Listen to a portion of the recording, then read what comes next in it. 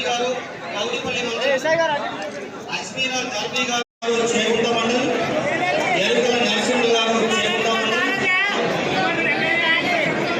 నిజామాబాద్ లక్ష్మణ్ గారు మండలం, ఎరుకల కోచయ్య గారు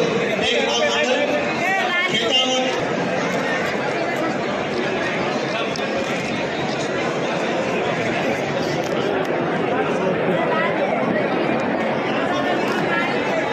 నేటి కార్యక్రమానికి